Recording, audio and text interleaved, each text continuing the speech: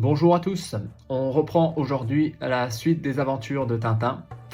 Donc notre cher Tintin, il a été embrigadé, il a été recruté contre son gré dans l'armée. Et nous allons voir ensemble ce qui se passe pour lui. Alors la dernière fois, je vous ai fait un petit débrief de exactement des grades dans l'armée. Et donc j'aimerais aujourd'hui vous faire un rapide retour là-dessus parce que j'ai peut-être fait quelques erreurs et entre la vidéo j'ai fait des petites recherches. Donc ici je vais pouvoir vous présenter les grades de l'armée, exactement comment ça se passe. Alors dans l'ordre on a plus ou moins 4 classes, les militaires du rang, les sous-officiers, les officiers et les officiers généraux. Donc on commence tout en bas, militaire du rang. Le rang, c'est-à-dire là où les soldats sont en rang, ils sont alignés pour être en formation. Je vous avais dit que ça commence par seconde classe, donc on peut appeler aussi ça le soldat. Après on a le soldat de première classe, niveau dessus, caporal, caporal-chef première classe. Alors ça je ne le connaissais pas celui-là. Là ensuite seulement on passe au sergent. Donc le sergent, je m'étais trompé tout à l'heure, il appartient à la classe des sous-officiers. Après le sergent, on a le sergent-chef BM2, pareil je ne le connais pas celui-là, adjudant, adjudant-chef et major. Vous pouvez voir que pour chacun de ces niveaux, vous avez un grade qui est associé, donc on appelle ça un galon, donc ça permet plus facilement de reconnaître la position de ce soldat, de cet officier, etc. Au-dessus d'adjudant-chef, donc on a major, et après on passe au niveau des officiers. Donc tout d'abord on a celui qui est aspirant. Alors aspirant, c'est probablement quelqu'un qui est vraiment uniquement en formation pour devenir sous-lieutenant, puis lieutenant, capitaine, commandant, lieutenant-colonel, colonel. Voilà, donc le colonel, lui, il gère le bataillon entier ou le régiment. Et après, on a seulement le niveau de général de brigade. Alors là, j'imagine que il y a un régiment ou un bataillon. Et le niveau au-dessus, c'est brigade, c'est-à-dire plusieurs régiments et plusieurs bataillons entre eux. Général de division, général de corps d'armée, général d'armée et enfin le maréchal de France. Je vais peut-être pas trop expliquer chacun qu'est-ce que c'est parce que c'est seulement j'ai été dans l'armée pendant une certaine époque de ma vie et je me souviens plus exactement de qui et quoi. Mais voilà, j'avais envie de vous faire un petit résumé sur ça. Et donc nous, maintenant, on va reprendre notre histoire.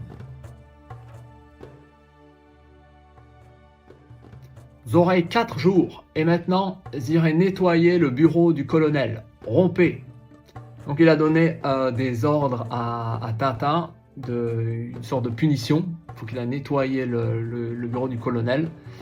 Tintin, il est surpris. Le chien, il n'est pas non plus très content. Rompez, c'est-à-dire vous pouvez maintenant, vous n'êtes plus obligé de rester là à m'écouter, vous pouvez partir, quoi. Comment ai-je pu oublier que Bébert est le nom sous lequel je me suis fait enrôler? Voilà, il avait donné un autre nom que Tintin pour se faire enrôler. Et là, au moment où il balaye, il trouve un petit quelque chose, on ne sait pas encore ce que c'est. Il regarde et oh, il s'agit d'une bague avec le même symbole mystérieux dessus qu'on avait vu avant dans les pyramides. Non, pas dans les pyramides, dans le tombeau, pas. Ça, par exemple, cette bague, la même que celle des cigares du pharaon, c'est inouï. Inouï, c'est quelque chose de très surprenant. Une vieille expression qu'on n'utilise plus trop de notre époque. Si je pouvais découvrir une caisse de ces fameux cigares, là il est en train de chercher dans le tiroir du colonel, je ne sais pas si c'est une très bonne idée. Là il est en train de fouiller dans les papiers, À mon avis, ça va mal se passer. Tiens, d'ailleurs, on peut voir une affiche de comment fonctionne une grenade juste au-dessus. Hurrah, en voilà une. Et bien sûr, pas de chance, qui entre à ce moment-là? Très probablement le colonel.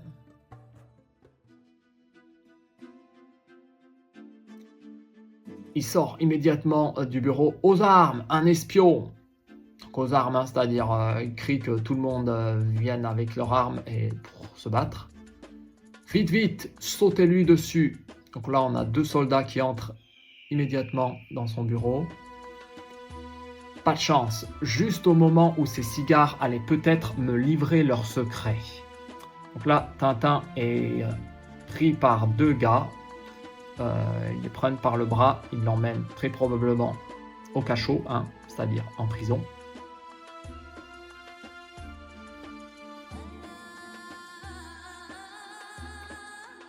Tintin donc est effectivement dans une prison, hein. On entend sa voix à travers les barreaux de la prison.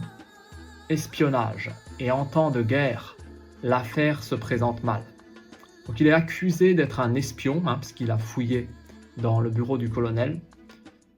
Et comme il le dit, il est en temps de guerre, donc s'il est considéré comme un espion, il pourrait être fusillé. Quel dommage. Donc là, il semble en train de faire le procès de Tintin. Il y a quelqu'un qui est en train de lire un papier qui semble être le verdict de ce qui va arriver à notre cher ami. En conséquence, le soldat Bébert est condamné à mort. L'exécution aura lieu demain à l'aube. Le jugement sera communiqué immédiatement au condamné. Et ben voilà, j'avais raison, il est condamné à mort, il va se faire fusiller. Tintin est dans sa prison, il est triste, il prend sa tête dans ses bras, il est désespéré. Fusillé, je vais être fusillé. Mon pauvre Milou, c'en est fait de moi. Et là, bim, il reçoit un caillou sur la tête. Ce caillou, il y avait une boule de papier derrière. Et ce papier, quand Tintin le lit, donc il appelle ça un billet, hein, ce papier. Courage, on veille sur vous. Une amie. Une amie, ici. Donc là, veiller sur quelqu'un, c'est-à-dire on prend soin de quelqu'un, on va s'occuper de quelqu'un. Tintin est tout seul dans la cellule, il dit « Voici ma dernière nuit, à moins que... » Et là, une voix crie à travers les barreaux « Tintin, Tintin !» Tintin est surpris. « Qui êtes-vous ?»« Chut, voici une lime, sciez vos barreaux. » Donc une lime, maintenant on utilise souvent ce mot pour une lime qui permet de se limer les ongles, mais ça permet aussi de scier le métal, ça dépend bien sûr le matériau de la lime. Donc elle lui donne ça pour qu'il puisse couper les barreaux de sa prison. Et il semble qu'ils se sont occupés des soldats autour, ils les ont ligotés avec une corde et bâillonnés avec un foulard.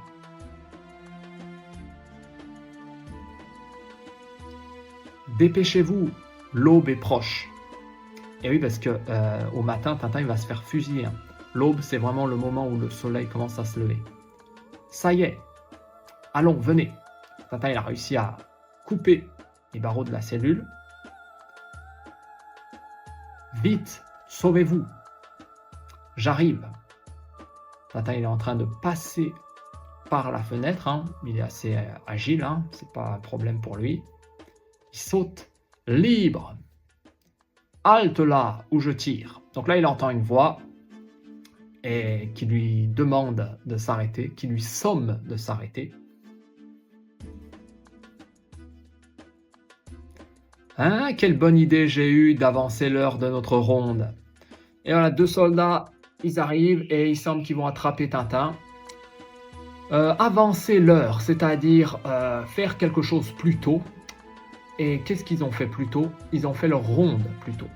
Une ronde, c'est le terme qu'on utilise à l'armée pour aller surveiller quelque chose. Ça vient probablement simplement du mot rond, hein.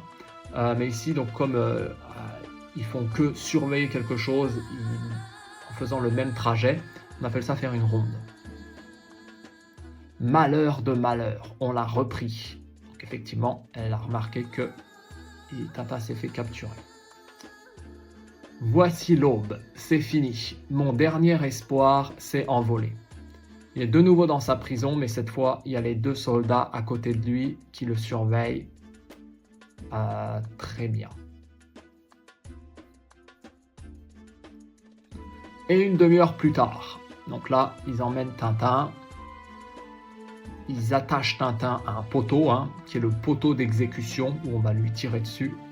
Tintin n'est pas du tout rassuré. Attention, Anjou.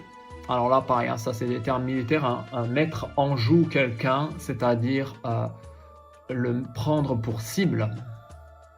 Feu, pan, pan, pan. Milou est derrière le mur. Il a peur, il dit Tintin. Je pense que c'est un bon moment pour s'arrêter ici. Ça fait une sorte de cliffhanger. On ne sait pas ce qui va se passer. Donc, je m'arrête là pour aujourd'hui. Sur ce moment où il semble que Tintin s'est pris au moins 4 balles dessus. Est-ce qu'il est mort? Nous verrons ça dans la prochaine vidéo. Je vous souhaite une excellente journée. Au revoir.